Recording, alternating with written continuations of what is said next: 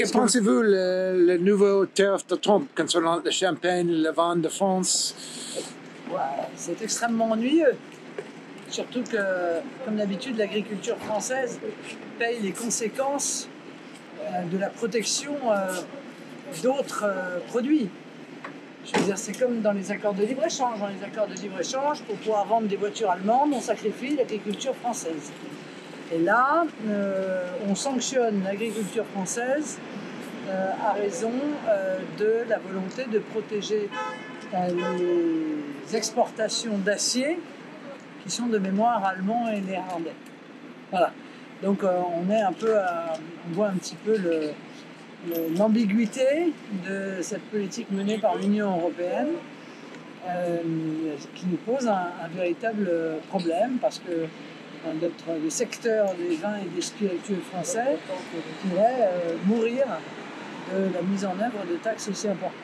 Que pensez-vous du coup de téléphone entre Donald Trump et Vladimir Poutine? Est-ce que ça éloigne J'y étais pas, excusez-moi, mais je n'étais pas présente lors de ce coup de téléphone. Ce que je sais, c'est que je ne peux que me réjouir lorsque des dirigeants se mettent autour d'une table pour parler de la paix. Surtout quand le président français, lui, ne cesse de parler de la guerre. Voilà. Donc j'espère que ceux qui parlent de la paix arriveront à conclure avant ceux qui parlent de la guerre. Madame Le Pen, qu'est-ce que vous croyez de position du président Macron concernant force européenne spéciale en Ukraine? J'attends d'avoir des précisions sur ce sujet, mais je ne vois pas quel mandat.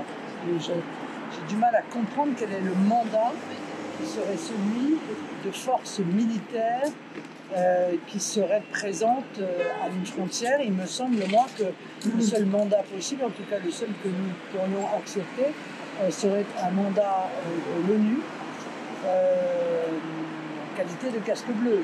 Mais ça n'est pas, semble-t-il, le choix d'Emmanuel Macron, mais il a le temps de changer d'avis 18 fois. Le support de l'OTAN, c'est obligatoire pour vous? Non, pas obligatoirement. Le support de l'OTAN n'est pas obligatoire. Je crois même que l'OTAN ne devrait pas participer à la conférence de paix que je réclame depuis maintenant plus de 2 ans et qui verrait autour de la table l'ensemble des représentants des pays qui sont intéressés à la résolution de ce conflit. À mon sens, les Nations Unies devraient y être présentes. L'OTAN et l'Union européenne devraient en être absents.